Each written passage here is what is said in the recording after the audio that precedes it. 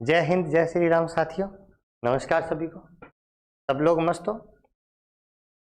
जैसा कि आप लोगों को पता है, ऑर्गेनिक केमिस्ट्री स्टार्ट होने जा रही है। इनऑर्गेनिक और फिजिकल लगभग पूरी करवा दी मैंने, और ऑर्गेनिक आप ये मानो शुरू हो रही है एल्केन श्रृंखला से। एल्केन में आरपीएससी फर्स्ट ग्रेड जो है, इसका क्या विचार है, क्या सोचती है एल्केन के बारे में, देख लो जरा। फर्स्ट ग्रेड के सिलेबस में सबसे बड़ी बात ध्यान से सुनना, सीनियर सेकेंडरी सिलेबस में दिया गया है ये पॉइंट। इसका मतलब ज़्यादा मास्टर बनने की ज़रूरत नहीं है। सीनियर सेकेंडरी लेवल में जो अपने को दिया गया है प्रश्न उसी में से आएगा। पढ़ लो चाहे आप लोग पीजी वाला ही। सिलेबस में दिया गया है alkane, alkene, alkyne, halo alkane, यानी एक ही लाइन में ऑर्गेनिक केमिस्ट्री 20% पूरी कर दी छैल ने, एक ही लाइन में। Methods of preparation and chemical reactions of alkane, alkene, alkynes and halo alkane, यानी एल्केन, एल्कीन, एल्काइन और हेलो एल्केन्स के बनाने की विधियां और इनकी रासायनिक गुण, या आप ऐसे मान सकते हैं एल्केन, एल्कीन, एल्काइन और हेलो एल्केन चारों पॉइंट्स को एक साथ आरपीएससी फर्स्ट ग्रेड ने दिया है। हम लोग इनके 4 वीडियो बनाएंगे। एल्केन का एक सेपरेट वीडियो बनेगा जिसमें हम लोग कंप्लीट एल्केन के बारे में ही पढ़ेंगे। क्लास लगभग 5 से 6 घंटे की रहेगी। एल्कीन थोड़ा बड़ा है, ये 7-8 घंटे की क्लास रहेगी। एल्काइन थोड़ा छोटा है, ये अप्रोक्स 4 घंटे की क्लास रहेगी। और हेलो एल्केन 7-8 घंटे का हेलो एल्केन रहेगा। यानी ये चारों पॉइंट्स एवरेज 20 से 23 घंटे के बीच में रहेंगे। बढ़िया तरीके से धीरे धीरे पढ़ेंगे, आराम से, कोई जल्दबाजी आप लोगों को नहीं करनी है। आप लोग इस पॉइंट में या इस क्लास में केवल एल्केन के बारे में पढ़ेंगे। क्लास कंप्लीट एक ही वीडियो के माध्यम से होगी। एल्केन के प्रति आरपीएससी के प्रेम को देख लेते हैं। काफ़ी अब एक बात मैं आपको बता देता हूँ, आप इन प्रश्नों की संख्या से 2 बातों का निष्कर्ष निकाल रहे हैं, सामने दिखाई दे रहे हैं आपको कि प्रश्न 1 भी आया है और प्रश्न एल्केन में से। ये प्रश्न केवल एल्केन के हैं। एल्कीन के प्रश्नों का अलग से एनालिसिस होगा, एल्काइन के क्वेश्चनों का अलग से एनालिसिस होगा, हेलो एल्केन के क्वेश्चनों का अलग से एनालिसिस करेंगे। ये केवल एल्केन पॉइंट के क्वेश्चंस मैंने यहाँ लिखे हैं। स्कूल लेक्चरर 2011 में यहाँ से 4 क्वेश्चन आरपीएससी ने पूछ लिए थे। 2013 में 1 आया था, और 15, 18 और 22 की भर्तियों में केवल एल्केन में से 2 क्वेश्चन आए थे। अब आप सोचोगे सर क्वेश्चन तो 1-2 ही आ रहा है। अरे 4 भी आ रहे हैं, और एक प्रश्न मेरिट को कहाँ से कहाँ ले जाते हैं आप लोगों को पता होगा। मेरी 22वीं रैंक थी और मेरे नंबर थे 321.48। ध्यान से सुनना, 321.48 22वीं रैंक थी। और मेरे मित्र थे कृष्ण जी के जी सर, उनके थे 319.97, पता नहीं 98 कितने। ये 22वीं रैंक पर था और ये 28वीं रैंक पर था। यानी इस 1.5 नंबर 2 नंबर के फासले में 6 रैंक क्लियर हो गई, है ना। मैंने 0.04 नंबर से चुके हुए स्टूडेंट देखे हैं। 0.04 नंबर से एक कैंडिडेट चूक गया, पीछे रह गया 0.04 नंबर से। तो एक क्वेश्चन 2 क्वेश्चन छोटा नहीं है। दूसरी बात, एल्केन एल्कीन से संबंधित है, एल्कीन एल्काइन से संबंधित है, एल्काइन अल्कोहल से संबंधित है। तो ये सारे पॉइंट्स एक दूसरे से रिलेटेड है, इसलिए आप लोग वैसे भी पढ़ना चाहिए इनको। हम लोग इस चैप्टर में किस प्रकार से पढ़ेंगे आप लोगों को रणनीति बता देता हूं। सबसे पहले हम एल्केन का कंप्लीट कंटेंट पढ़ेंगे, पूरा कंटेंट पढ़ेंगे। कंटेंट पढ़ने के बाद आप लोगों को मैं आरपीएससी में आए हुए ये 11 क्वेश्चंस करवाऊंगा।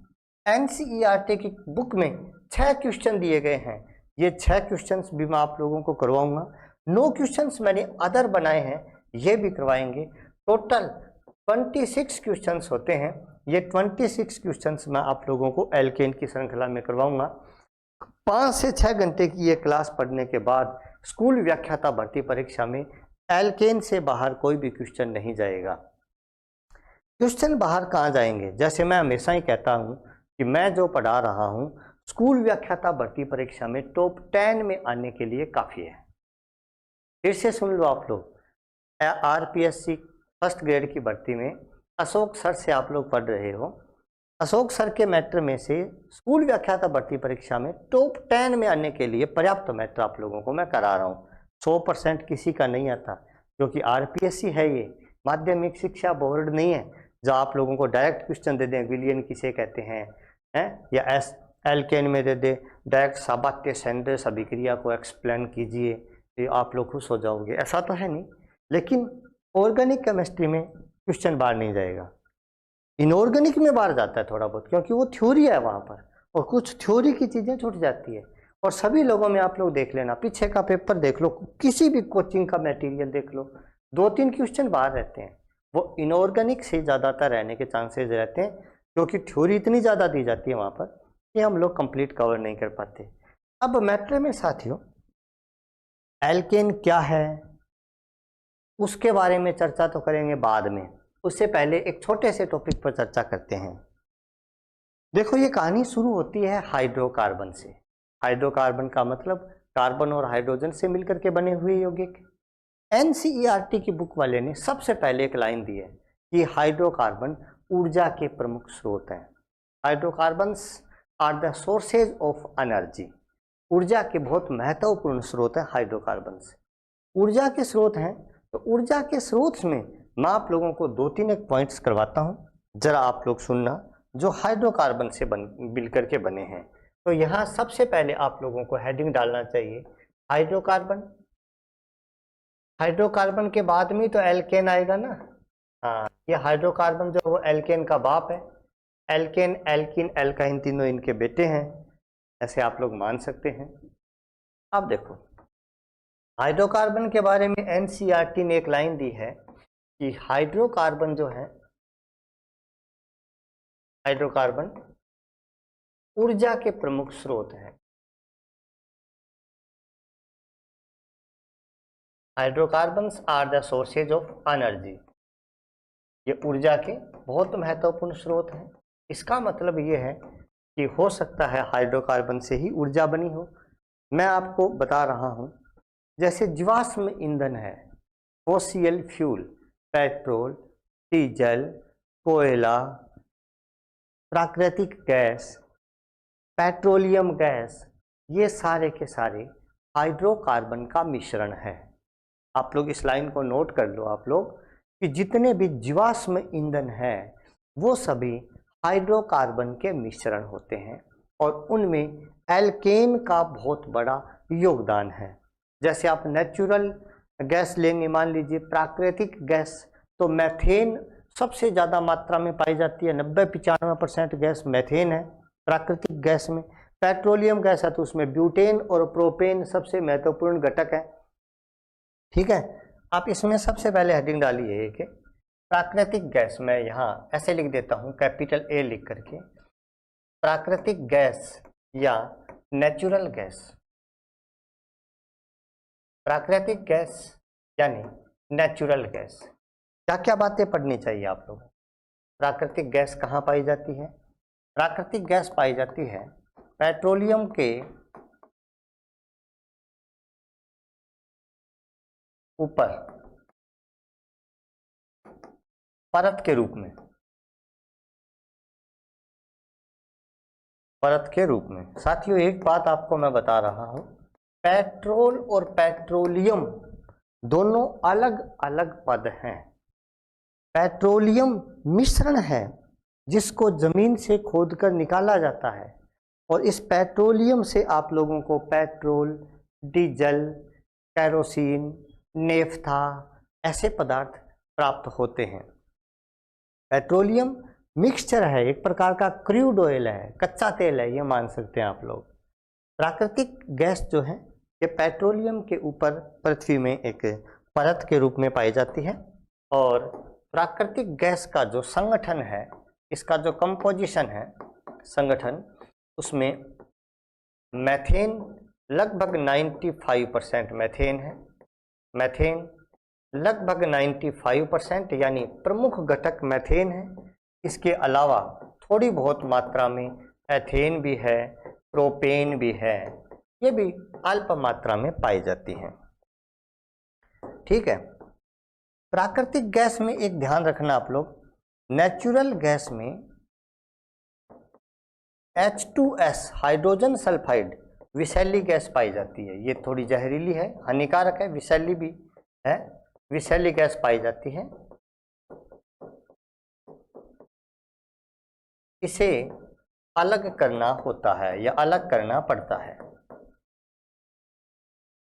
प्रश्न आ सकता है नेचुरल गैस में कौन सी विषैली गैस पाई जाती है? तो प्राकृतिक H2S पाई जाती है, और इस H2S गैस को हम लोग अलग कर देते हैं, रिफाइन कर देते हैं। समझ गए आप लोग बात? प्राकृतिक गैस लगभग गंधहीन है या थोड़ी हल्की मैथेन के कारण से विशिष्ट गंध आती है। आजकल प्राकृतिक गैस के कई रूप हो गए हैं, जरा लिखो प्राकृतिक गैस के रूप। प्राकृतिक गैस के रूप, फॉर्म्स। प्राकृतिक गैस जैसे मान लीजिए कतर में ज़्यादा पाई जाती है, राजस्थान में भी प्राकृतिक गैस पाई जाती है। तो एक स्थान से दूसरे स्थान पर प्राकृतिक गैस का ट्रांसपोर्टेशन करना या किसी स्थान पर स्टोरेज करना थोड़ा कठिन काम था, यह बहुत ही काम की चीज़ थी। तो हम लोगों ने इसका ट्रांसपोर्टेशन और इसका स्टोरेज थोड़ा आसान करने के लिए इसके कुछ फॉर्म चेंज कर दिए। उसमें एक आता है लिक्विड नेचुरल गैस LNG, द्रवित प्राकृतिक गैस। नाम से ही पता चल रहा होगा आप लोगों को, लिक्विड या लिक्विफाइड नेचुरल गैस कुछ नहीं है, थोड़ी चीज़ लिख सकते हैं आप लोग। इस गैस को क्या किया आप लोगों ने, हाई प्रेशर और लो टेम्परेचर पर गैस को लिक्विफाई किया, द्रवित अवस्था में किया, जिससे आप इसका यूज थोड़ा, इसका स्टोरेज थोड़ा आसानी से कर सको। लगभग नेचुरल गैस के आयतन से इसका आयतन 600 गुना कम होता है, यानी 600 लीटर प्राकृतिक गैस को द्रवित अवस्था में बदलेंगे तो लगभग 1 लीटर नेचुरल या लिक्विफाइड नेचुरल गैस प्राप्त होगी। तो आप उसका भंडारण थोड़ा आसान से कर सकेंगे।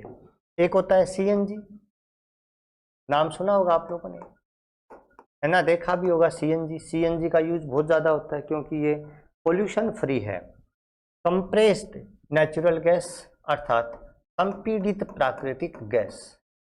एक्चुअली में ये क्या है तो नेचुरल गैस ही, इसके ऊपर प्रेशर डाल करके इसको कंप्रेस कर दिया, और इतना कंप्रेस किया कि ये लिक्विफाई नहीं हुई, द्रवित अवस्था में नहीं आई है, बस इसको थोड़ा दबा दिया ऊपर से। एक PNG भी आई आती है आजकल, PNG है ना, पनजी। ये पाइपलाइन प्राकृतिक गैस, पाइपलाइन प्राकृतिक गैस। ये तो बड़े बड़े शहरों में क्या है कि जो नेचुरल गैस है ना, वो पाइपलाइन के द्वारा घरों की किचन में पहुंच गई, खाना वाना बनाया जाता है वहाँ पर सीधा। अब अपने सिलेंडर नहीं भरवाते हैं क्या, तो वो तो टंकी को चक्के ले जाओ, घर वाले कहते हैं अपने को, कर जा रहे सिलेंडर जा रहे पर आगे जा, आपा कई दिन तो नेरा कटावा, लास्ट में बाप जूत लेके फिर जब वो टंकी लेके चलना कौन जा आगे।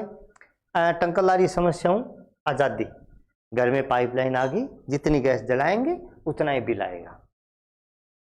तो इस प्रकार से ये कुछ एक प्राकृतिक गैस के बारे में था, नेचुरल गैस के बारे में था। अब एक और आती है पेट्रोलियम गैस या liquefied petroleum gas, LPG, liquefied petroleum gas या द्रवित पेट्रोलियम गैस। ये भी एक प्रकार की गैस ही है, पेट्रोलियम गैस।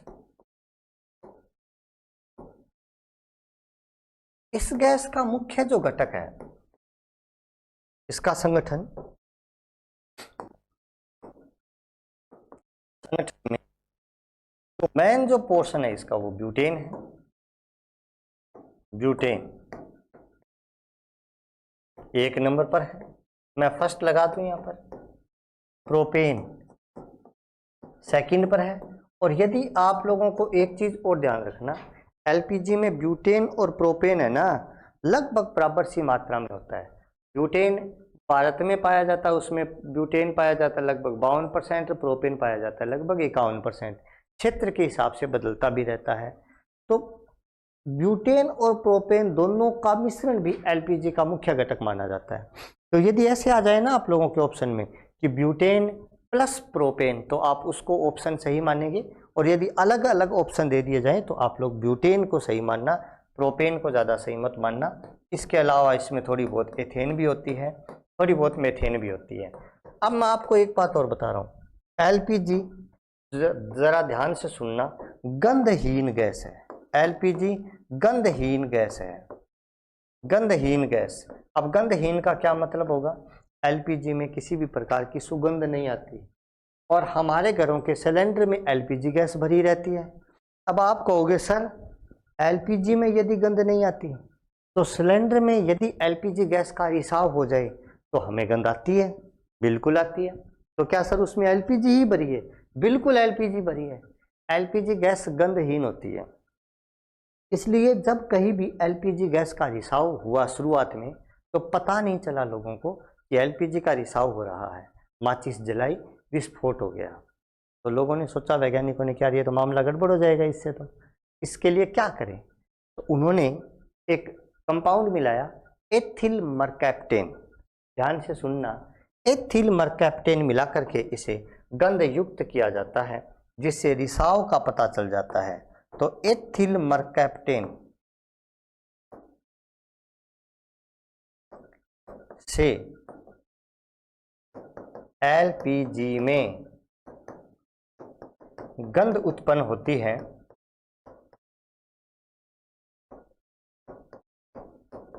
जिससे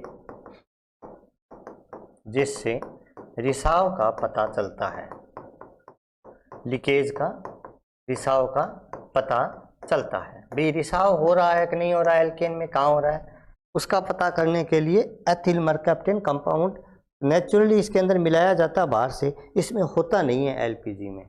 एलपीजी में जब होता नहीं है तो पता करने के लिए एथिल मरकैप्टेन। अच्छा, एक कई चीज़ें, एक नेचुरल सी बात और बता दूं आपको मैं कि सर एलपीजी और सीएनजी में से ज़्यादा बढ़िया कौन सी है? तो एलपीजी में से सीएनजी ज़्यादा बढ़िया है। एलपीजी थोड़ी भारी है और सीएनजी हल्की है। ये छठी छोटी क्लासों में पढ़ लेते होंगे आप लोग, लिख लो यदि नहीं पढ़ा है तो। सीएनजी क्या है? हल्की है। एलपीजी भारी है। यदि रिसाव हो गया तो एलपीजी तो धरातल पर रहेगी और सीएनजी हवा में ऊपर उड़ जाएगी। अब यदि कहीं आग जलेगी तो सीएनजी तो आग पकड़ेगी ऊपर जा करके, एलपीजी पकड़ेगी नीचे, तो दुर्घटना की संभावना ज़्यादा एलपीजी में ही रहेगी। इसलिए आजकल सीएनजी को ज़्यादा महत्व दिया जा रहा है। हालांकि जो कैलोरी वैल्यू है या आप लोग ईंधन मान सकते हैं, वो एलपीजी का 3 गुना ज़्यादा है सीएनजी से। यानी एलपीजी अपने को 3 गुना ज़्यादा ऊर्जा देती है, लेकिन इसके नुकसान ज़्यादा हैं। इसलिए आजकल सीएनजी को ज़्यादा महत्व दिया जा रहा है। क्या आप लोगों को ये दोनों बातें समझ में आई? ठीक, मैं एक चीज़ और बता रहा हूँ आप लोगों को। एक पेट्रोलियम आप लोगों को पता है, पेट्रोलियम कई लोगों को पता नहीं है। पेट्रोलियम एक्चुअली में मिश्रण है। पेट्रोलियम है ना, ये भी एक जीवाश्म ईंधन है, फोसिल फ्यूल, जीवाश्म ईंधन है। वो भी जीवाश्म ईंधन थे दोनों, है ना? तो आप भी लिख देना चाहिए आप लोग, ये भी जीवाश्म ईंधन है। पेट्रोलियम जो है इसमें पाया जाता है पेट्रोल, इसमें पाया जाता है डीजल, इसी में पाया जाता है कैरोसिन, इसी में पाया जाता है तारपीन, इसी में पाया जाता है नेफ्था, इसमें थोड़ा बहुत मात्रा में पाया जाता है फिनोल, इसमें थोड़ी बहुत मात्रा में पाया जाता है बेंजीन, इसमें बहुत सारे एरोमेटिक यौगिक भी पाए जाते हैं, एलिफेटिक कंपाउंड्स भी पाए जाते हैं, बहुत सारे एटसेट्रा या आदि और भी बहुत सारे यौगिक होते हैं। ये मिश्रण है पेट्रोलियम। पेट्रोलियम की गुणवत्ता की जांच करने के लिए एक संख्या आती है जिसका नाम है ओक्टेन नंबर। ये थोड़ी काम की चीज़ है, ओक्टेन नंबर। इससे पहले मैं एक टॉपिक और करवाता हूँ। एक शब्द है अपसफोटन। अपसफोटन जिसको इंग्लिश में कहा जाता है नोकिंग, अपस्फोटन या नोकिंग। नाम सुना आप लोगों ने अपस्फोटन हिंदी में? और यदि इसका और शुद्ध शब्द लिखूं तो इसका नाम होता है धात्विक खड़खड़ाहट। धात्विक खड़खड़ाहट। सर ये तो नाम बहुत बड़ा हो गया, धात्विक खड़खड़ाहट या नोकिंग याद रख लो। अपस्फोटन आवाज। अपस्फोटन का मतलब है यदि किसी इंजन में कोई भी इंजन, चाहे ट्रैक्टर का हो, चाहे जीप का हो, चाहे मोटरसाइकिल का हो, यदि किसी इंजन में घटिया श्रेणी का ईंधन या फ्यूल काम में लिया जाए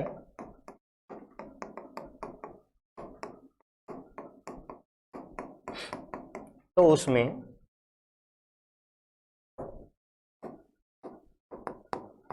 अवांछनीय ध्वनियां उत्पन्न हो जाती हैं। अवांछनीय ध्वनियां उत्पन्न हो जाती हैं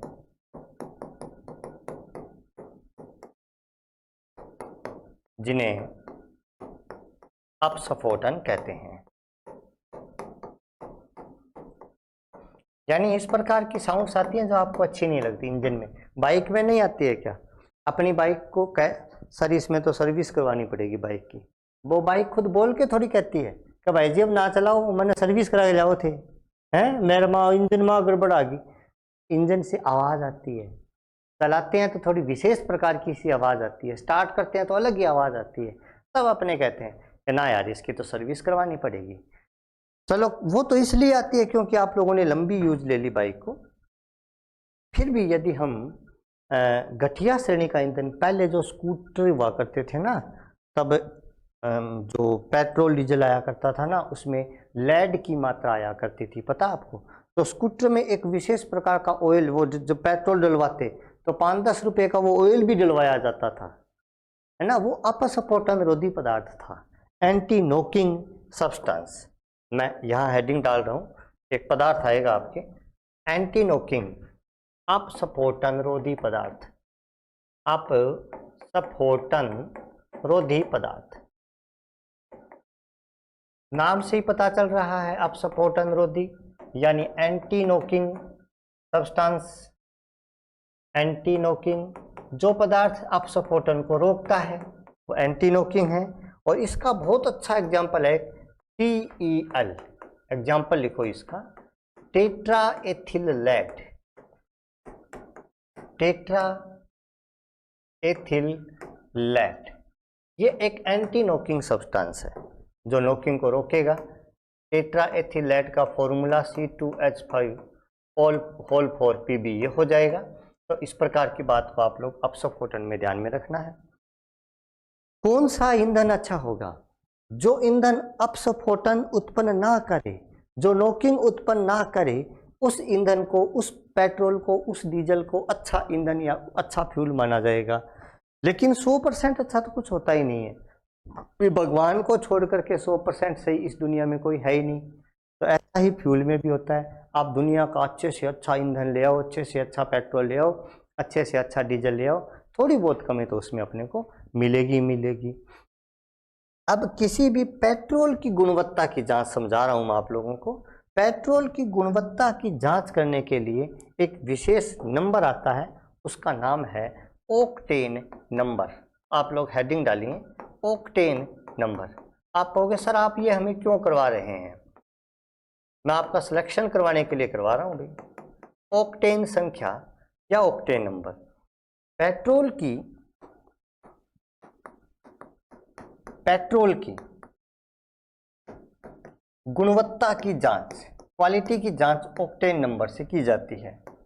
गुणवत्ता की जांच, जिस पेट्रोल का ऑक्टेन नंबर ज़्यादा होगा वह पेट्रोल उतना ही अच्छा माना जाएगा। Octane number is directly proportional to quality of petrol, quality of petrol, केवल पेट्रोल। तो सर ये ऑक्टेन नंबर, चलो समझ में आ गई आपकी बात कि ऑक्टेन नंबर जो है वो ज़्यादा होगा तो फिर इसका मतलब होगा कि वो पेट्रोल अच्छा है। लेकिन ये ऑक्टेन नाम ही क्यों आया? ध्यान से सुनना, यहाँ दो यौगिक थे, एक था आइसो ऑक्टेन। आइसो ऑक्टेन की संरचना का वर्णन मैं आगे करूंगा। आइसो ऑक्टेन की ऑक्टेन संख्या या ऑक्टेन नंबर बराबर 100 होता है। आइसो ऑक्टेन की ऑक्टेन नंबर कितनी होती है? 100 होती है। आइसो ऑक्टेन, ऑक्टेन में 8 कार्बन होते हैं और यदि आप 8 से 1 कार्बन कम कर दो तो वो ऑक्टेन से हेप्टेन हो जाएगा, है ना। और एन हेप्टेन की ऑक्टेन संख्या 0 होती है। इसका मतलब यदि आपकी बाइक में जो पेट्रोल डाला गया है वो यदि आइसो ऑक्टेन के समकक्ष पेट्रोल है तो वो सर्वोत्तम पेट्रोल है। ऐसी कंडीशन में आपकी बाइक सबसे अच्छी चलेगी। और यदि आपकी बाइक में एन हेप्टेन या एन सेप्टेन के समकक्ष पेट्रोल डाला है तो वो आपकी बाइक को 5-7 दिनों में ख़त्म कर देगा। उसका इंजन काम मांग जाएगा, क्योंकि इंजन को इतना ज़्यादा नॉकिंग सब्सटेंस मिल रहा है कि वो खराब कर देगा सिस्टम। आइसो ऑक्टेन की ऑक्टेन संख्या 100 है, एन हेप्टेन की ऑक्टेन संख्या 0 होती है। अब मान लो, माना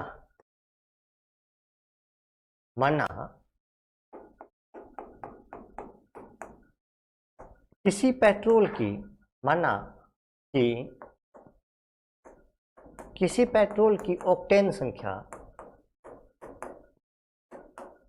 मान लो कोई भी पेट्रोल है, इसकी ऑक्टेन संख्या 80 है। इसका मतलब क्या होगा? इसका मतलब होगा कि वो जो पेट्रोल है वो is equal to iso octane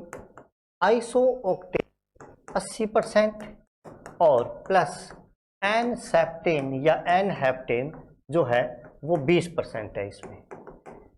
यदि मान लो आपको किसी भी पेट्रोल की ऑक्टेन संख्या दे दी कि 80% ऑक्टेन संख्या है, इसका मतलब उसमें आइसो ऑक्टेन तो 80% के समकक्ष है, यानी ऐसा मिश्रण जिसमें 80% आइसो ऑक्टेन हो, 20% जो है वो एन सेप्टेन हो, इनका मिश्रण जो है उसकी ऑक्टेन संख्या 80 है, तो वो पेट्रोल जो है वो इनके इस मिश्रण के बराबर होगा। तो ये है साथियों कुछ एक महत्वपूर्ण बातें। आइसो ऑक्टेन की कहानी मैंने आगे बताई है, उसको ध्यान से आप लोगों को देखना है।